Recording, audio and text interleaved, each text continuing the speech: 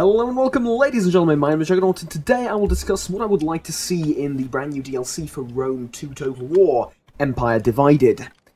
So first of all, I suppose I should mention what I would like, what I would not like to see, and what I would like to stay the same as pretty much as it is in Rome 2, and then we'll sort of get into a bit what the DLC is going to be like in and of itself, and some of the changes that I would perhaps like to see in either the game itself or stuff that's been announced that I would perhaps like for it to be different, and so on and so forth. We'll get to that in a second, but first of all, what I would like to stay the same, the campaign map feel. I'm going to need to define that a lot more closely. Essentially, the balance between soldiers and economy, the armies, both the ones that you recruit and the garrisons in the buildings, or the garrison in the cities and the buildings that provide garrison. The buildings themselves obviously will have to change according with time period and era and all that, but I would like the template for the buildings to remain the same, and considering this is a DLC, I'm sort of hoping that would be the case. What do I mean by that? Well, I'm sort of hoping, and history repeats itself apparently before our very eyes at this stage, chiefs of the tribe of the Averni and all that. What I would like, basically, is the templates for the buildings to remain the same, as in one big building and then industry, religious buildings, and public order buildings, essentially. Not to muck about with that too much and have the basic templates remain the same. I think they sort of veered away from this, especially the economic part and the units, garrison entire thing, as well as the unit types to an extent. They sort of veered away from this in Attila, and I really didn't like it. I much preferred the campaign, the way the campaign felt in Rome 2.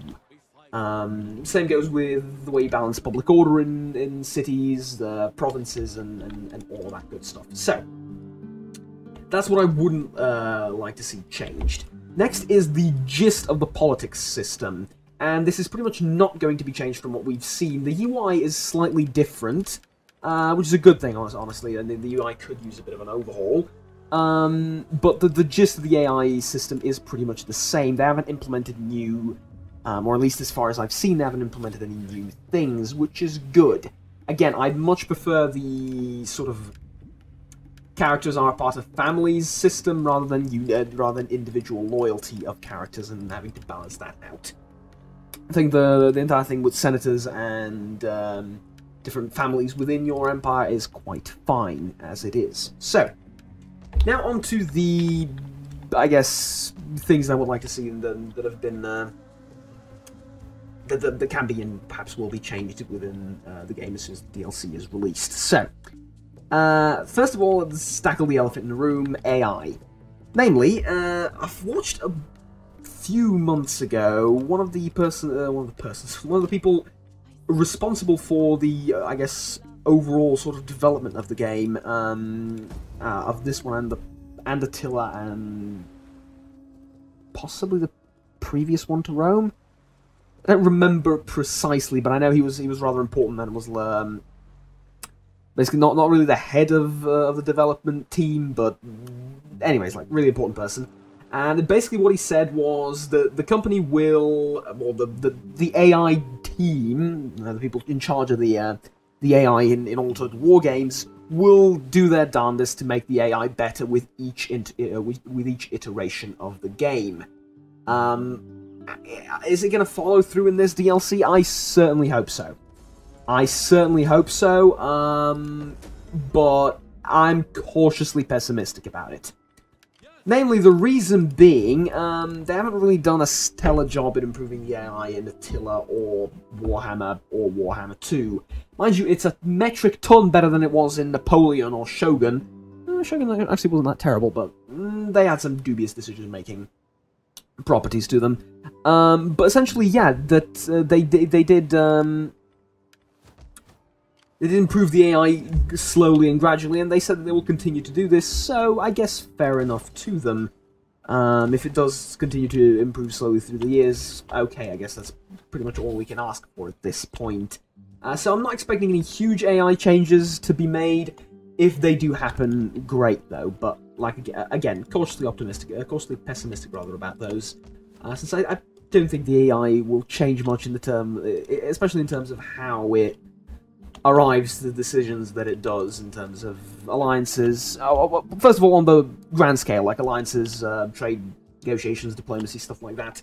And then, as well, in addition to that, the decision it makes or in battles, rather. I don't think that will change much, but again, if it does, welcome change. What I do expect to see is a somewhat... how do I put this? Well, see, the setting itself is remarkably interesting. An Empire Divided has huge potential, and I think they're going to exploit it rather well. Namely, the problem here is twofold. First of all, Rome now controls pretty much the entirety of the known world, or at least all the parts that matter, right? When it got divided and civil wars started breaking out in Rome, realistically, it was rather boring. In that it was, for the most part, not always, but often, the same troops, using the same training, using the same equipment, fighting against each other in extremely bloody wars. And the reason these wars were so disastrous is because at no point did anyone have a massive advantage in terms of troops. There are, of course, exceptions. But for the most, especially for some of the minor, quote-unquote, civil wars that broke out in the Roman Empire, this was the case. You had pretty much similar troops using similar equipment, using the same, basically carbon copies of the same tactics, fighting each other, and this is exactly what made the civil wars so darn bloody. So the problem here is making the entire thing interesting. As in, if you have 4 different Romes and they're all fighting in the exact same way, that's not exactly much of an experience, is it? Doesn't exactly add to the replay value. But the timeline again that they are using, and from what I've seen in the trailers and announcement news and stuff like that, is that they have managed to do this quite well, actually. So, for example, you'll see Palmyrian Rome, which specializes in spearmen. Yes, they're legionaries, don't specialize in short swords and shields, or they are actually more akin to the later stages of the Roman Empire towards, I guess, the barbarian invasions and the fall of Western Rome. They're more akin to those troops in that they prefer spears and shields.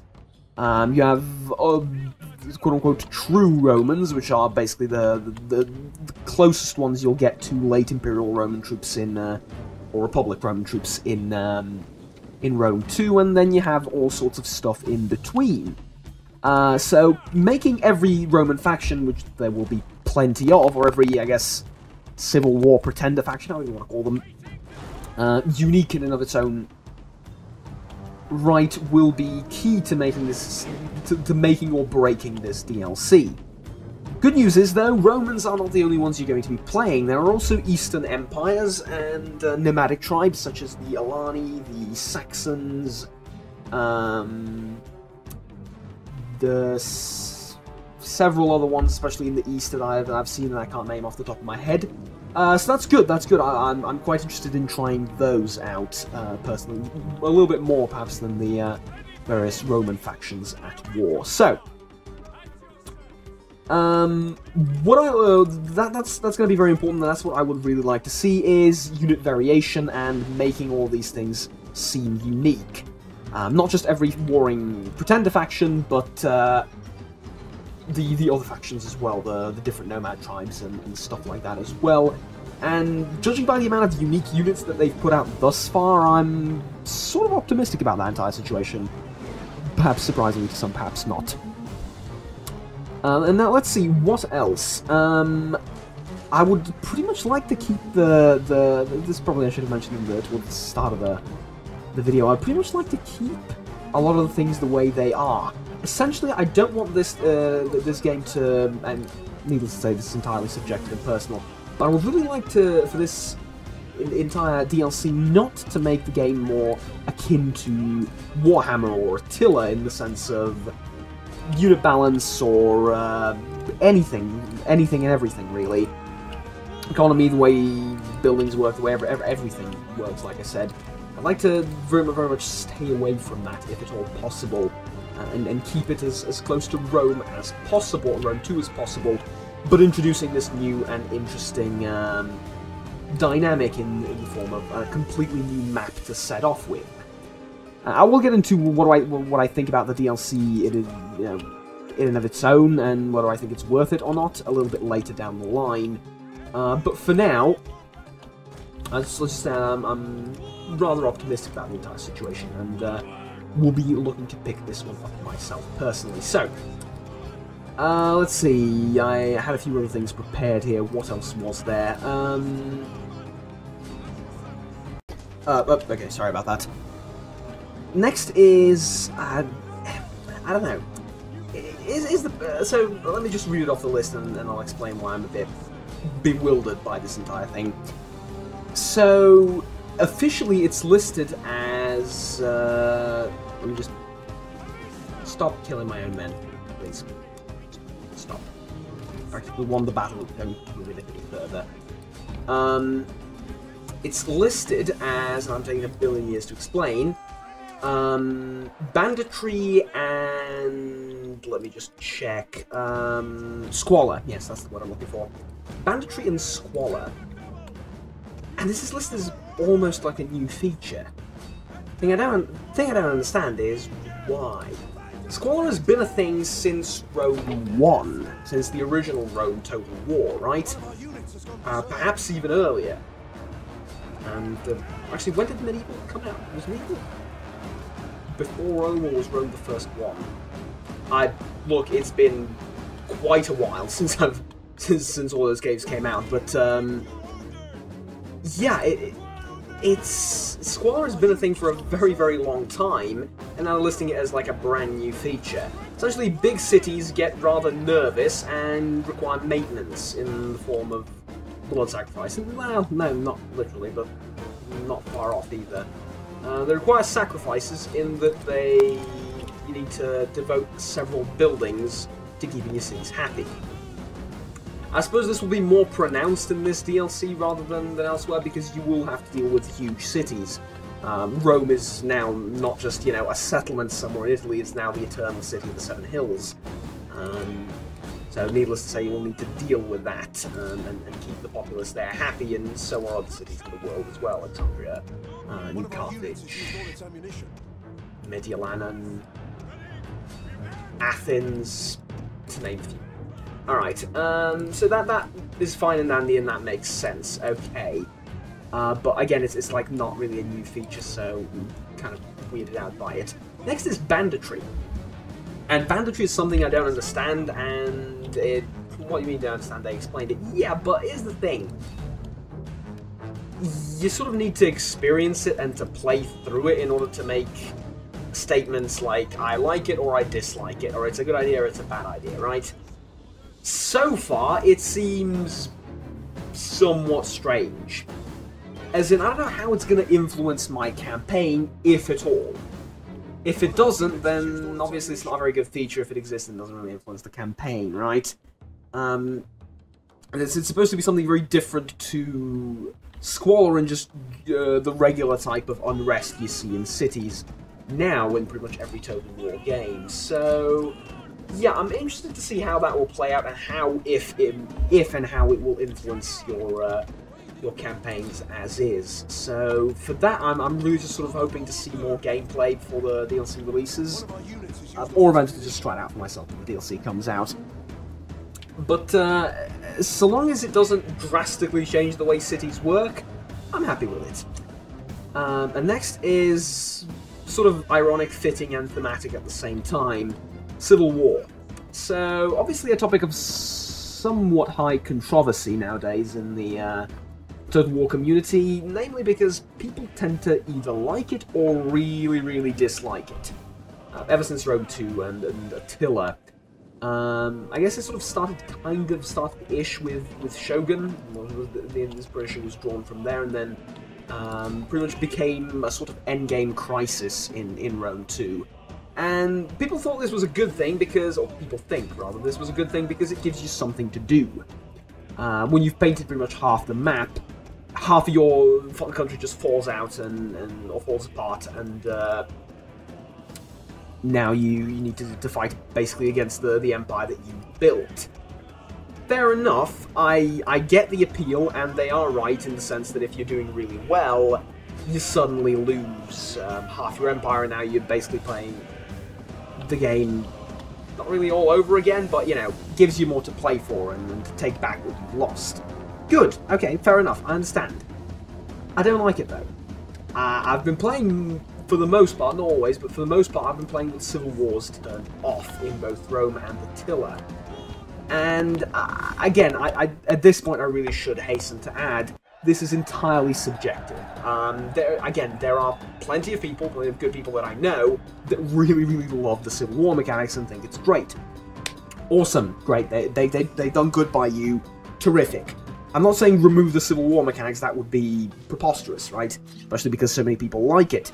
What I'm saying is it's a bit interesting considering the entire period is basically one giant civil war among, like, several, or rather many different factions, and then Rome sort of shattering apart. So, what I will say instead is I'd like for the Civil War to sort of either stay the same as it is now in terms of how you trigger it, which I haven't looked into that much just yet, but basically in the sense of if your political party gets, or your family gets too powerful, Civil War breaks out, or you become too influential in the Senate, or in the court of, or whatever you call it, depending on what nation you're playing as, Civil War breaks out against your tyranny.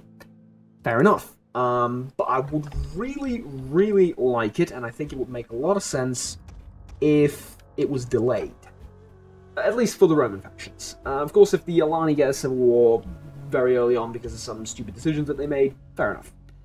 I keep using them as an example, I don't know, I think I just like the way their name sounds. But yeah, but for the Roman factions, I'd like it to be delayed.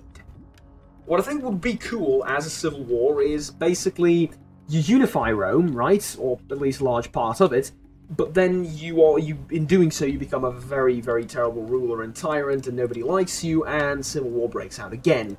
And as soon as you unify it, the entire thing falls apart again. Which is both historical and quite fitting compared to, you know, especially if we compare it to previous iterations or previous the way Civil War was done in previous games. I think that would make a lot of sense and people would find it acceptable. Now, that said, I would really dislike for Civil War to be random, in that you had an army and you had a few characters that were really terrific, won great victories in battle, leveled up, you start caring for this army and for this general, and next turn they've rebelled and there is no way you can get them back. I never really liked that. And I guess it's the same sort of in Rome too, why I didn't really like the Civil War. I spend hours, dozens of hours, building an empire, right? Painting the map, as it were, conquering province after province. And at one point, my favourite army just betrays me. First army I ever built, had them run from North Africa to Spain to the frozen areas of Northern Europe and Germania and I guess the one little bit of Scandinavia that we have. Had them go all the way up there and back to the Middle East and on the border with India. Conquer everything and then they just betray me, right? I never really liked that. That sort of felt... I don't know, it felt like, why did I play all the way up until this point, right? That's the sort of feeling I got when that sort of happened. So, yeah, you know, the country breaking apart when you unify it, historical makes sense and all that good stuff. Having it just as randomly triggered events, I really dislike that. And this is having seen the Tacitus campaign web preview, or whatever you want to call it, where they basically say, oh, this was a part of my faction, but then it broke off. Did it randomly just break off? Can it, well, not did it, but can, in other situations on the map, can something just randomly break off? That would be rather unfortunate if it could. But, at any rate, Civil Wars aside, please tell me there's no to it. Just kill everyone. Aside from that, though, as far as politics are involved, I don't think I would change anything else. That's, or rather, I don't think I'm looking forward to anything in specific. What I would like to know, and I don't think they showed this off in the demo campaign, is whether you can form some sort of confederation with another faction. Specifically, I'm referring to the Roman factions, but if this is possible with non-Roman factions as well, I would like to know.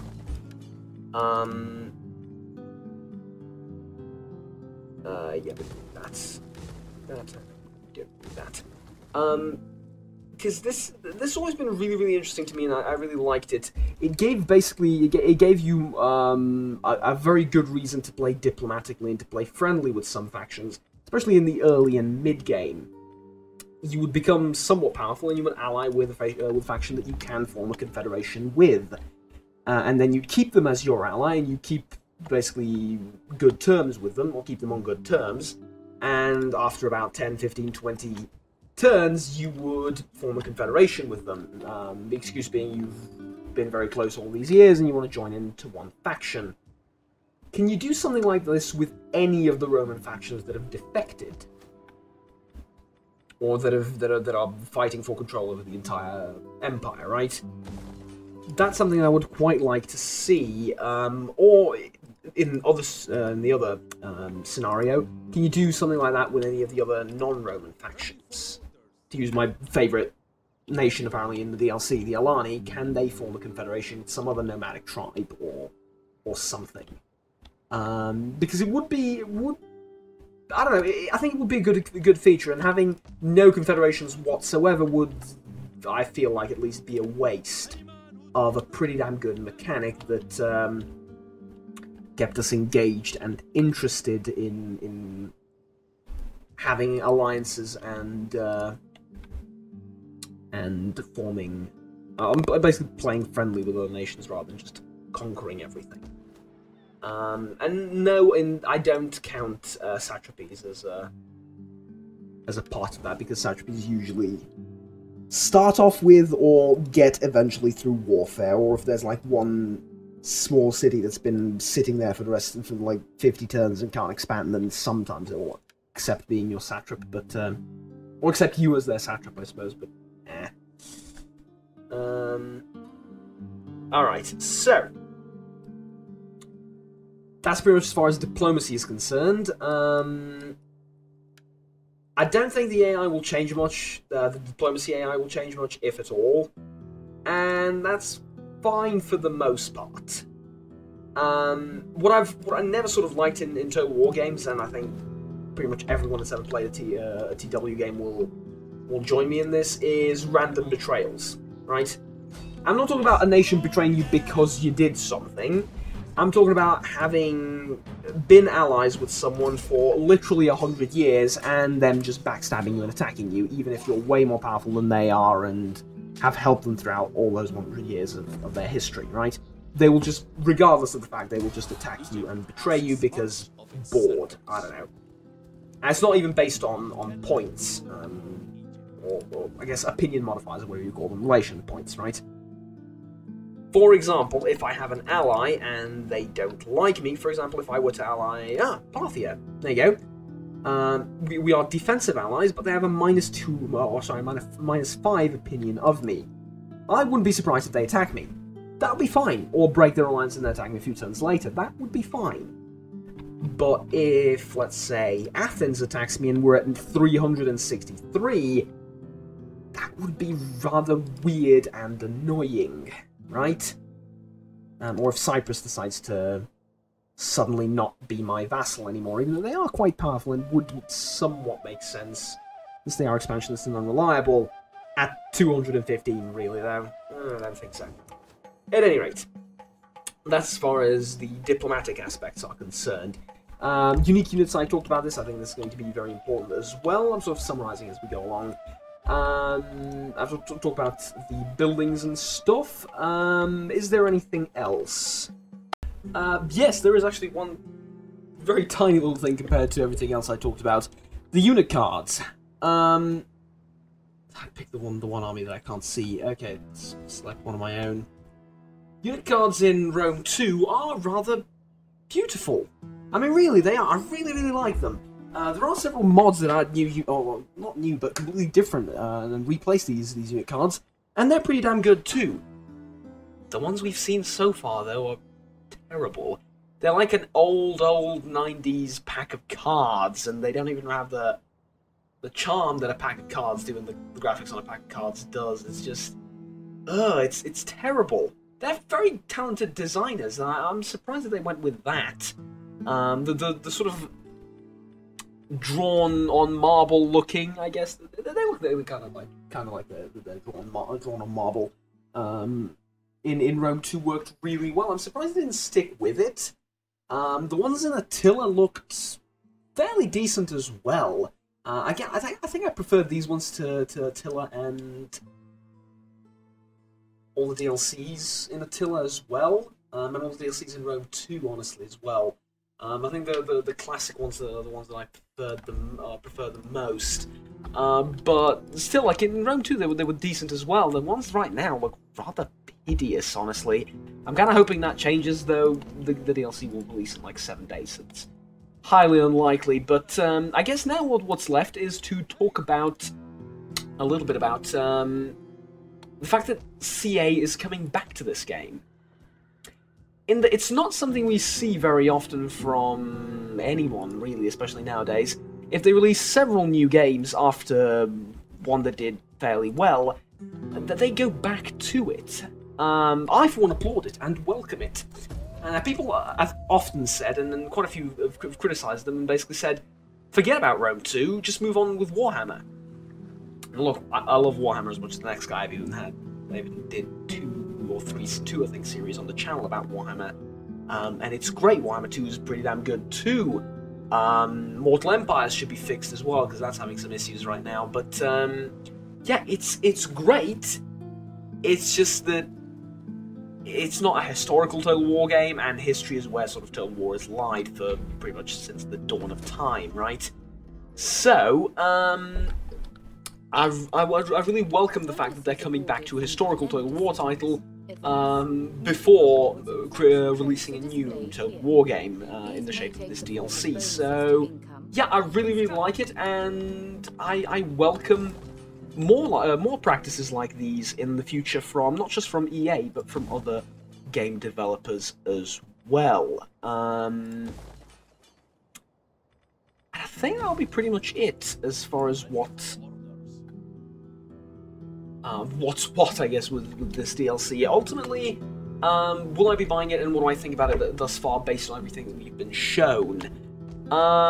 Yes, I like it. So far, I like it. I don't think that they've done anything particularly wrong or terrible.